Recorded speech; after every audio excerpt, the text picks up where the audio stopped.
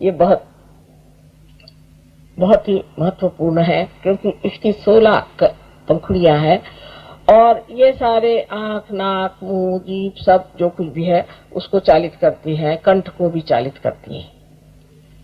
इस चक्र को बहुत से लोग इसलिए भी खराब कर देते हैं, जैसे स्मोकिंग से या ज्यादा बोलने से, कोई लोग कम बोलने से, मौन रहने से, ऐसे अनेक चीजों से चक्र खराब हो जाता है। पर सबसे ज्यादा ये मंत्र बोलने से, गलत मंत्र बोलने से बहुत ज्यादा ये खराब हो जाता है।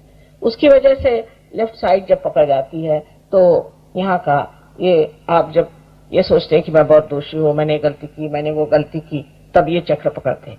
जब ये चक्र आप पकड़ते हैं तो इससे अंजाइना की बीमारी हो सकती है आपको, और भी अनेक बीमारियां हैं जो कि इस चक्र से, जैसे स्पॉन्डिलाइटिस वगैरह इस चक्र से। राइट साइड के चक्र से आपको जुकाम हमेशा रहेगा, आपको तकलीफ रहेगी, आपका आवाज जो है वो बुढ़ाई जाएगा जल्दी, और बोलते वक्त में आप ठीक से बोल नहीं पाएंगे। कोई कोई लोग तो एकदम कुछ दिनों बाद एकदम मौन ही ले लेते हैं, इतना ज्यादा ये चक्र खराब हो जाता है। लेकिन इसके आगे की दिशा ये है कि अगर आप एक ही मंत्र को बहुत बोलते रहें, जैसे हरे रामा हरे कृष्णा, इन लोगों को यहाँ का थ्रोट का कैंसर हो जाता है। इस तरह के मंत्र बोलने से थ्रोट का कैंसर हो जाता है, और फिर उसकी जो आगे चीज बढ़ती है तो वो फिर हो सकता है कि सारे शरीर में फैल जाए। पहले उस चक्र पे ही गति करती है कैंसर की, और उसके बाद में दूसरे चक्रों में भी ये उतर सकता है।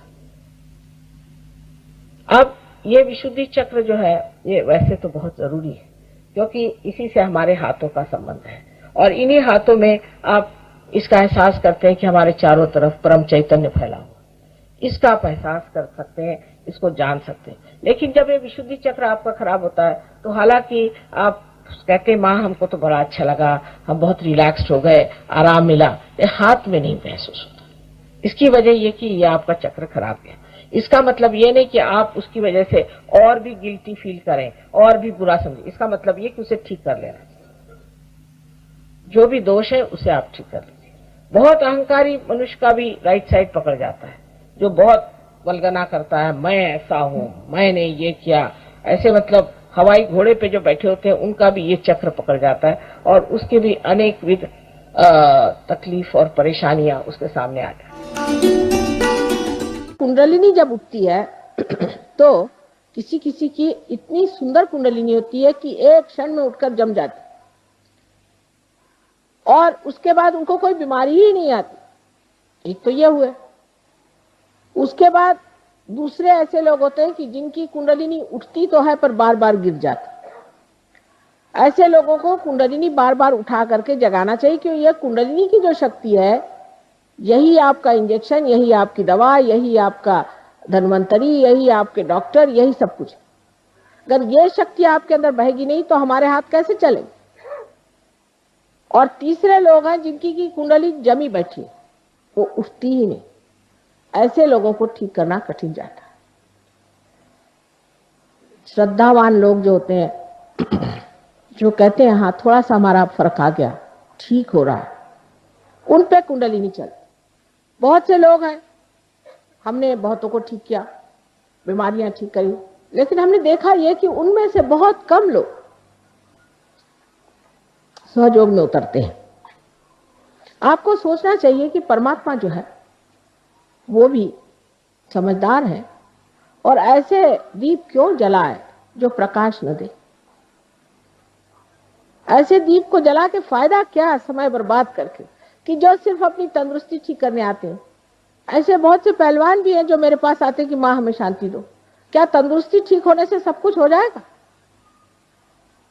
फिर एक चक्र ठीक होगा, फिर दूसरा खराब होगा। आज एक बीमारी होगी, फिर कल दूसरी होगी। रात दिन मैं क्या यही करती रहूं? एक तो पूर्व पुण्याई भी चाहिए और नम्रता भी चाहिए। बहुत से लोग ऐसा भी सोचते हैं कि जब वो सहज योग में आते हैं तो हमारे ऊपर वो उपकार करे जा रहे हैं। ये नहीं समझते कि हमारा ये अहोभाग्य कि आज हम आए, हमारी कुंडली जागृत हुई और हमने इसे प्राप्त किया। जब मनुष्य यह समझ लेता है तभी परमात्मा उसे स्वीकार करते हैं, न कि अहंकारी मनुष्य को कि हाँ भाई हम तो खास करके इसीलिए आए, जैसे कि आप हमारे ऊपर उपकार कर रहे हैं। उपकार परमात्मा का हमारे ऊपर है, उनके ऋणी होना चाहिए, उनको धन्यवाद देना चाहिए कि प्रभु हमें ये समय दिया कि हम इस चीज में आए, अब हम तुम्हारे दरवाजे आए। सिर्फ बीमारी ठीक करने वाले जो आते हैं उसमें हमारा चित्त जाता ही नहीं। हाँ, यह है कि जैसे ही कुंडलिनी का जागरण हो जाता है और जब कुंडलिनी उठ जाती है तो जो जो बीमारियां, जो ऊपरी बीमारियां हैं, ये सब ठीक हो जाती है। लेकिन वो कुंडलिनी को जमाना पड़ता है, थोड़ा अभ्यास करना पड़ता है। कोई फल है जल्दी पक जाता है और कोई पकता ही नहीं और कोई सड़ा ही होता है। इसलिए कुंडलिनी का जागरण करके उसे कहाँ रोकना चाहिए, किस तरह से उठाना चाहिए, कौन सी चक्र में दोष है, क्या चीज करनी चाहिए, ये थोड़ा सा समझ लेना चाहिए। और जब कोई आपको कोई बताता है उसी प्रकार आप करें, समझदारी से। अब कंठ में श्री कृष्ण का चक्र।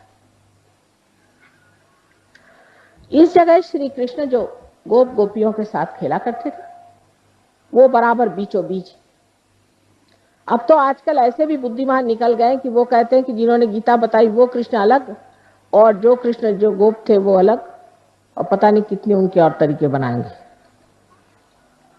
ये जो कंठ है, इस कंठ में 16 है, क्योंकि उनकी 16 कला आप जानते हैं, 16 पंखुड़ियां हैं। इसे विशुद्धि चक्र कहते हैं, मैंने एकदम विशुद्ध, क्योंकि योगेश्वर है। योगेश्वर को कुछ चिपकता नहीं है, तो आप उनकी कहानियां जानती हैं कि वो साक्षात योगेश्वर है, उनको कुछ चिपकता नहीं, बिल्कुल विशुद्ध आत्मा। और जब विशुद्ध पे आप आ जाते हैं तो सारी चीज नाटक जैसे दिखाई देती है और आप साक्षी होकर उसे देखते हैं। कोई चीज आपको चिपकती नहीं, आप साक्षी होकर के देखते हैं कि ये तो ड्रामा चल रहा है।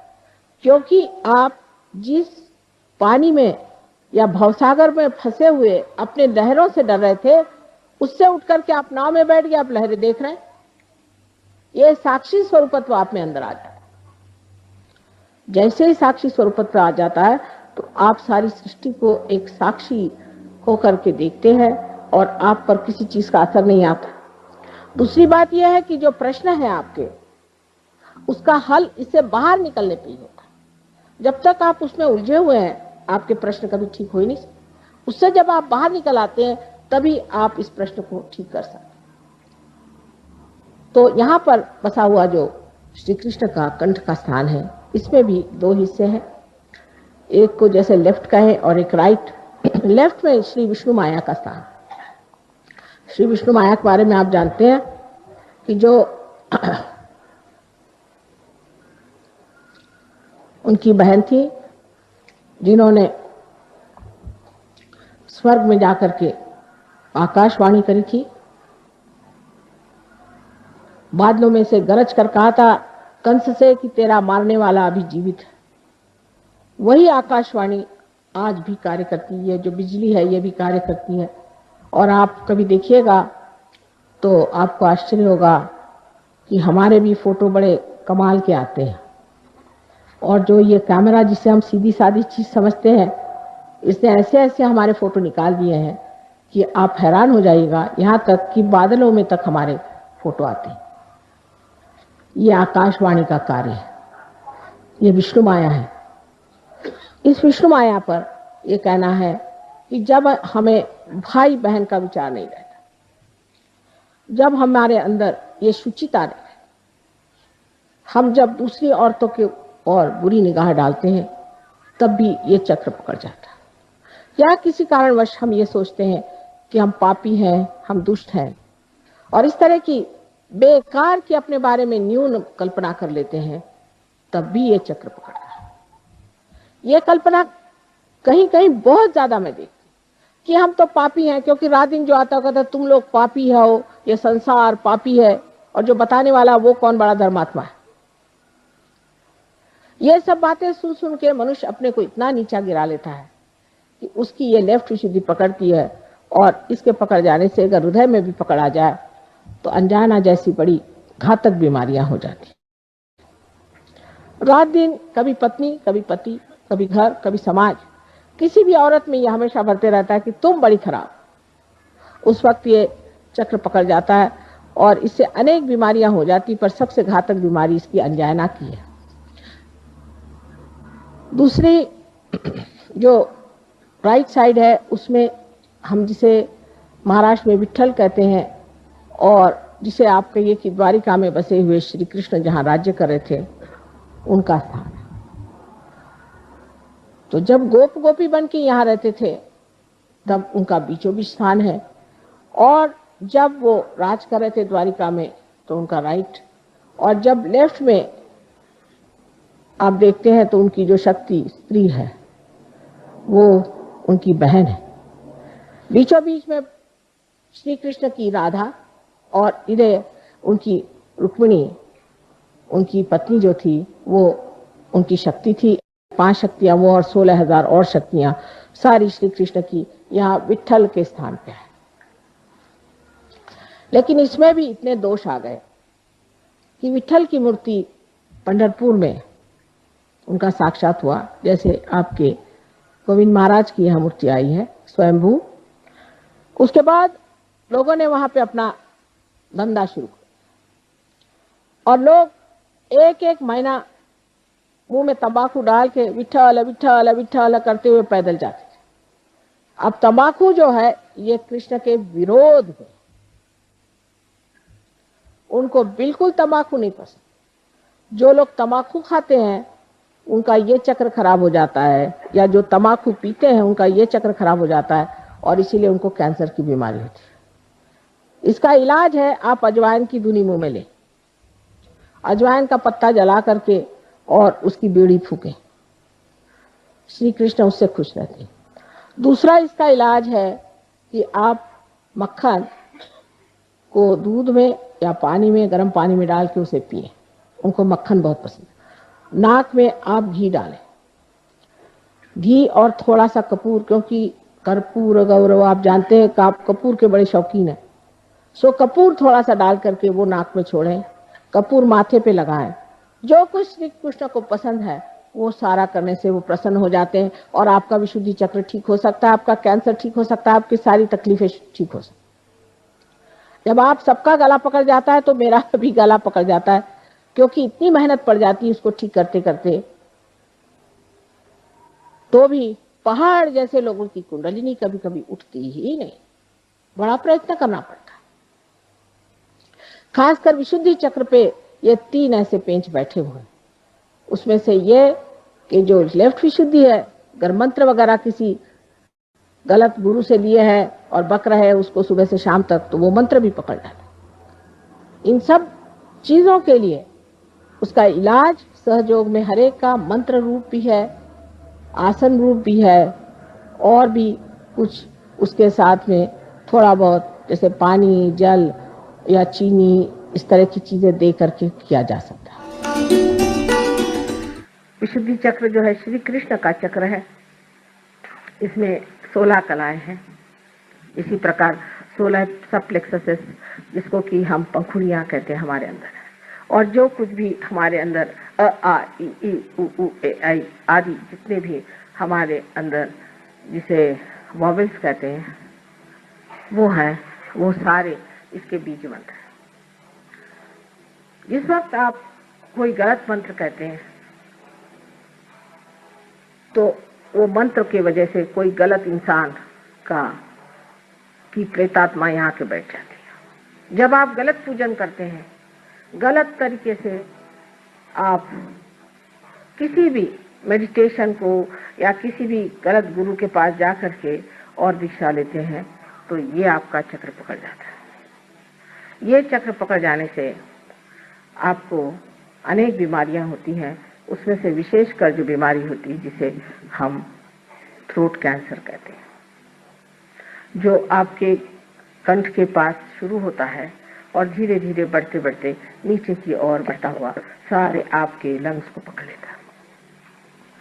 ये थ्रोट कैंसर उन लोगों को होता है जो बहुत से नाटक भी करते हैं भगवान के नाम पर। भगवान के नाम पर पागल जैसे फर्ज बांध लिया, सर पे गले में कुछ पहन लिया और खिलाना शुरू कर दिया, अरे राम अरे राम अरे राम। ये सब नाटक करने की क्या जरूरत है? परमात्मा अंदर है, सब कुछ अंतर योग है। बाह्य में इस तरह के अनेक नाटक करना, कभी कुछ तमाशा करना, कभी कोई दूसरा तमाशा करना, अंतर ही तो जान पड़ता है कि गलत काम कर रहे हैं, और इसीलिए मनुष्य कभी कभी उसमें दोषी महसूस करता है।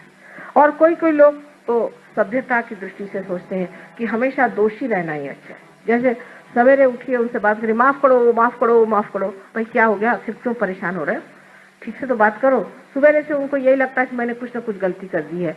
अंग्रेजी भाषा भी ऐसी है कि बोलते वक्त हमेशा आई एम अफ्रेड। भाई काहे के लिए अफ्रेड, आपसे तो दुनिया अफ्रेड है। 17 मरतबा I am sorry I am sorry I am sorry. Sorry है तो क्यों ऐसा काम करते हो? तो जिस आदमी में इस तरह की न्यूनता की भावना आ जाती है, वो भी लेफ्ट विशुद्धि पकड़ लेता है। सहयोग में लेफ्ट विशुद्धि जब साफ होती है तो आश्चर्य होता है लोगों को कि माँ सब तरह के स्पॉन्डिलाइटिस, सब तरह की परेशानी, और ये विष्णु माया का स्थान है। ये विष्णु माया का स्थान है जो कृष्ण की बहन है, जिनके बहन और भाई का विचार नहीं होता, जो दूसरी औरतों की तरफ गंदी निगाहों से देखते हैं, उनका भी ये चक्र पकड़ जाता है। जिनमें वो पवित्रता की भावना नहीं होती है, उनका भी ये चक्र पकड़ जाता है, क्योंकि अंदर से वो जानते हैं कि गलत काम कर रहे हैं, तो वो जो गलत काम कर रहे हैं वो भावना अंदर बनती जाती है। कभी कभी झूठ मूठ में ही बनती है और कभी कभी सचमुच में बनती है। चाहे जो भी हो, उसे निकालना बहुत आसान है। सबसे तो बुरी बात यह है कि सुबह से शाम तक बताया जाएगा तू बड़ा पतित है और मेरे लिए आप अगर 500 रुपया ला दीजिए तो मैं तुम्हारे पाप मोचन कर दूंगा। माने आपका पैसा मोचन होते ही आपका पाप मोचन भी हो जाएगा। और फिर रात दिन यही खोपड़ी में डाला जाता है कि तुम पापी हो, तुम पापी हो। तो मनुष्य सोचने लगता है कि वाकई मैं पापी हूँ। इसमें मैं देखती हूँ कि कैथोलिक धर्म के जितने भी लोग आते हैं उनकी लेफ्ट विशुद्धि हमेशा पकड़ी रहती है, क्योंकि उनको तो जाके कन्फेशन करना पड़ता है कि मैंने पाप किया। अब किया भी नहीं होगा तो भी करना ही पड़ता है, क्योंकि जिस दिन चर्च में जाओ कहना ही पड़ता है। इस तरह की अजीब अजीब परंपराओं से भी मनुष्य इसको पाता है। गलत मंत्र कहने से हो जाता है, अनेक चीजों से लेफ्ट विशुद्धि पकड़ी जाती है। सिगरेट पीने से, तंबाकू खाने से, सबसे लेफ्ट विशुद्धि पकड़ी जाती है। अब राइट विशुद्धि तो ऐसे लोगों की पकड़ती है कि जो बहुत जोर जोर से डांट के बोलते हैं, चिल्लाते हैं और बिगड़ते हैं, और जिनका गुस्सा बड़ा तेज होता है, और जो प्रेम से बात करना जानते ही नहीं, और जो बहुत ज्यादा भाषण देते हैं झूठ मूठ के, जिनको कुछ ज्ञान नहीं, जिन्होंने आत्मा को पाया नहीं तो भी लेक्चर झाड़ते हैं, उनकी भी राइट विशुद्धि पकड़ती है। और राइट विशुद्धि जो है विट्ठल का स्थान है, श्री विट्ठल का स्थान है। इसको विट्ठल के मंत्र से ठीक किया जा सकता है। इसे लोगों को अनेक तरह की बीमारियां हो जाती हैं जिससे राजबारी से संबंध है। बीच में श्री कृष्ण का स्थान है। इस वक्त कुंडलिनी श्री कृष्ण के स्थान पर स्थिर होती है, तब मनुष्य साक्षी होकर के उस योगेश्वर की लीला दिखती है। सारा संसार लीलामय। इसमें इतनी हड़बड़ाहट की, घबराहट की, परेशानी की कौन सी बात है? ये तो सब नाटक हो रहा है, सब नाटक देखते हैं। इस नाटक को देखना ही मात्र बन जाता है। जब आप देखते हैं कि नाटक है, थोड़ी देर तो घबराते हैं, उसके बाद जब स्थिर हो जाते हैं, आप स्थापित हो जाते हैं, तब आप जानते हैं ये नाटक है। और इस नाटक को जान लेना आपके लिए बड़ा ही सुखदायी होता है, क्योंकि फिर जो स्थित प्रज्ञ की भाषा है जो श्री कृष्ण ने बताई है वो सिद्ध हो जाती है। कहना नहीं पड़ता कि अब आप परेशान नहीं हो रहे, ऐसा आदमी परेशान ही नहीं होता। हमें यही आश्चर्य होता है कि लोग सब क्यों परेशान हो रहे हैं। परेशान होने से तो कोई बात होने नहीं वाली, तो क्यों परेशान हो, बेकार में क्यों बर्बाद करें अपनी एनर्जी। लेकिन वो कहने से नहीं होता, जिसको आदत है वो परेशान होगा ही। और हमें तो कोई कोई लोग कहते हैं क्योंकि आप परेशान। ఇప్పుడు శ్రీమాతాజీ గారి స్పీచ్ యొక్క తెలుగు అనువాదం చెప్పుకుందాం అండి. శ్రీమాతాజీ గారు ఈ స్పీచ్ లో విశుద్ధి చక్రం గురించి వివరించారండి. విశుద్ధి చక్రం చాలా ముఖ్యమైనది. ఈ చక్రానికి 16 రేకులు కలవు. మన యొక్క కళ్ళు, చెవులు, ముక్కు, నాలుక, గొంతు మరియు మన కంఠాన్ని కూడా ఈ చక్రం నడిపిస్తుంది. పొగ త్రాగడం వల్ల, ఎక్కువగా మాట్లాడటం వలన, తక్కువగా మాట్లాడటం వలన, మౌనం వహించడం వలన, ఇలాగా చాలా కారణాల వల్ల ఈ చక్రం పాడవుతుంది. తప్పుడు విధానంలో మంత్రాలు ఉచ్చరించడం వల్ల అన్నింటికన్నా ఎక్కువగా ఈ చక్రం పాడవుతుంది. ఎప్పుడైతే ఈ తప్పు చేశాము, ఆ తప్పు చేశాము, నేను దోషిని అనే భావన మీలో కలుగుతుందో, అప్పుడు మీకు విశుద్ధి చక్రం యొక్క ఎడమ వైపు పట్టుకుంటుంది. అప్పుడు స్పాండిలైటిస్, యాంజైనా వంటి వ్యాధులు వస్తాయి. విశుద్ధి చక్రం యొక్క కుడి భాగం పట్టుకొనటం వల్ల మీరు ఎప్పుడు జలుబుతో ఇబ్బంది పడటం, మీ యొక్క ధ్వని తొందరగా మీ యొక్క వయసుకు మించినట్లుగా మార్పు చెందుతుంది. సరిగ్గా మాట్లాడలేకపోవటం, కొంతమంది కొన్నాళ్ల తర్వాత మౌనం వహిస్తారు. అంతగా ఈ చక్రం పాడవుతుంది. హరిరమ హరే కృష్ణ వాళ్ళలాగా ఒకే మంత్రాన్ని పఠిస్తూ ఉంటే గొంతులో క్యాన్సర్ వస్తుంది. ఆ తర్వాత అది పెరిగి శరీరమంతా వ్యాప్తి చెందే అవకాశం ఉంది. మొదట విశుద్ధి చక్రం వైపే వేగంగా క్యాన్సర్ యొక్క ప్రభావం ఉంటుంది. అది తర్వాత మిగిలిన చక్రాల మీద కూడా ఆ ప్రభావం పడే అవకాశం ఉంది. మన చుట్టూ ప్రవహించే పరమ చైతన్యం యొక్క అనుభూతి మనం మన చేతుల్లో అనుభూతి చెందుతాం. మన విశుద్ధి చక్రం యొక్క సంబంధం మన చేతులతో ఉంటుంది. అందువల్లనే విశుద్ధి చక్రం చాలా ముఖ్యమైంది. విశుద్ధి చక్రం పాడైనప్పుడు మీరు మాకు చాలా విశ్రాంతిగా ఉంది, చాలా బావుంది అమ్మా అని అంటారు. కానీ మీ చేతుల్లో చైతన్య తరంగాలను అనుభూతి చెందలేరు. దాని వలన మీరు ఇంకా దోషితత్వం లేక తప్పు పట్టకుండా ఈ చక్రాన్ని సరిచేసుకోనవలెను. మీ యొక్క దోషాలను సరిదిద్దుకోండి. చాలా అహంకారపూరితమైన వ్యక్తికి విశుద్ధి చక్రం యొక్క కుడివైపు పట్టుకుంటుంది. దానివల్ల చాలా రకాల ఇబ్బందులు వాళ్ళు గురవుతారు. కొంతమందికి కుండలిని ఉద్దానమైనప్పుడు చాలా సుందరమైన కుండలిని అయి ఉంటుంది. అటువంటి వారికి కుండలిని సెకన్‌లో ఉద్దానమై స్థిరపడుతుంది. ఆ తర్వాత వారికి ఎటువంటి వ్యాధులు రావు. ఇది ఒక రకం. రెండో రకం ఎలా ఉంటుందంటే వారి కుండలిని ఉద్దానమవుతుంది. కానీ మాటి మాటికి కిందకి పడిపోతుంది. అటువంటి వారి యొక్క కుండలిని మాటి మాటికి జాగృత పరుచుకొని ఉద్దానపరుచుకొనవలెను. అదే వారి యొక్క సమస్యకి ఏకైక పరిష్కారం. అదే వారి యొక్క ధన్వంతరి. ఈ శక్తి మీ చేతులందు ప్రవహించకపోతే మీ చేతులు పనిచేయవు. మూడో రకంలో వారి కుండలిని స్తంభించి ఉంటుంది. వారి కుండలిని జాగృతి చెందదు. వారిని సరిచేయటం కష్టమవుతుంది. శ్రద్ధావంతులు ఎవరైతే చేతుల్లో కొంచెం సరి అవుతుందో తేడా తెలుస్తోందని అంటారో వారి కుండలిని జాగృతి చెందుతుంది. మేము చాలా మంది యొక్క జబ్బులను సరిచేసాము. చాలా మందిని చూసాము. కానీ వారిలో చాలా కొంతమంది మాత్రమే సహజయోగంలోకి రాగలుగుతారని గమనించాము. భగవంతుడు చాలా తెలివిగల వారిని మీరు అర్థం చేసుకోవాలి. ఎవరైతే తమ ఆరోగ్యం సరిచేసుకొనుటకు తమలోని దీపం వెలిగించుకొనుటకు వస్తారో అటువంటి వారిలోని దీపం వెలిగించి ఏంటి లాభం? వారిలోని దీపం ప్రకాశవంతం కాకపోవటం వల్ల కూడా భగవంతునికి వారి మీద దృష్టి ఉండదు. చాలా మంది మల్ల యుద్ధం చేసేవారు నా దగ్గరికి శాంతిని ప్రసాదించమని వస్తారు.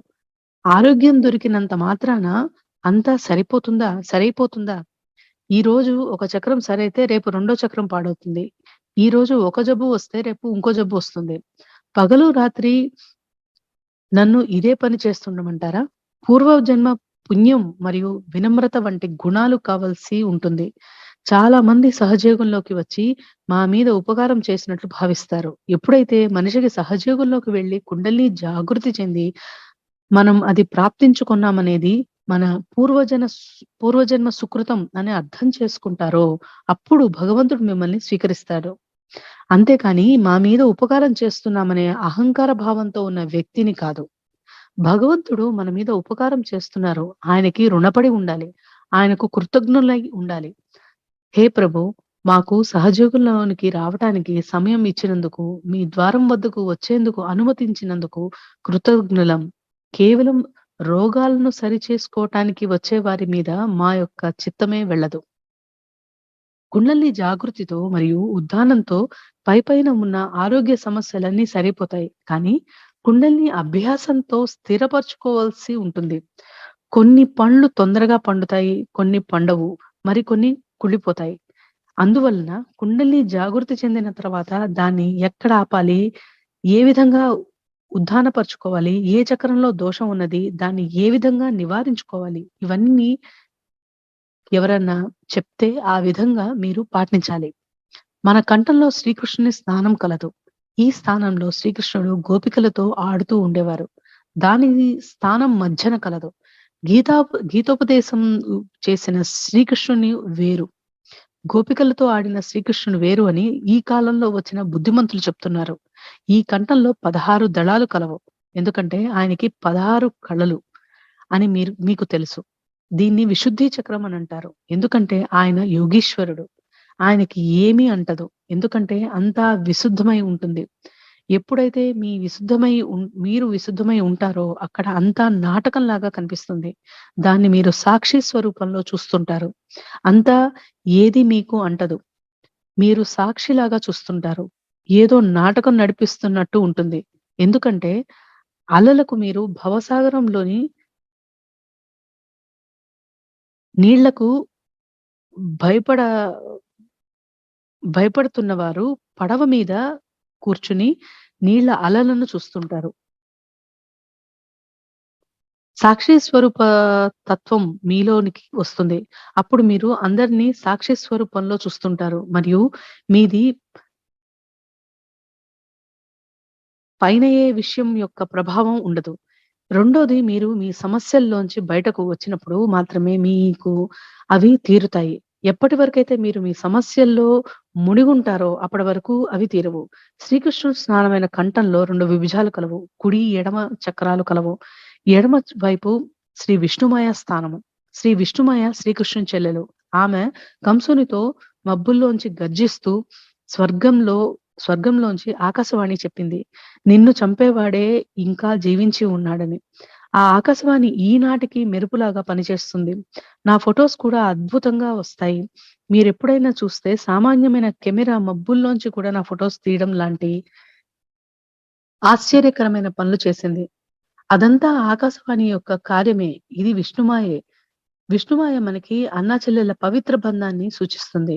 ఇతర స్త్రీల మీద ఎప్పుడైతే చెడు దృష్టి పడుతుందో అప్పుడు మీకీ ఈ చక్రం పట్టుకుంటుంది. ఎప్పుడైతే మనం పాపులము, దుష్టులమని అనవసరమైన ఆలోచనలు చేసినప్పుడు కూడా మనకి ఈ చక్రం పట్టుకుంటుంది. పగలు రాత్రి ఈ ఆలోచనతోనే ఉంటే ఎడమ విశుద్ధి చక్రం మరియు హృదయ చక్రం పట్టుకోవటం వలన అంజైనా వంటి భయంకరమైన రోగం కలుగుతుంది. ఎప్పుడు అందరినీ తప్పు అని దూషించడం వలన రకరకాల ఆరోగ్య సమస్యలు కలుగుతాయి.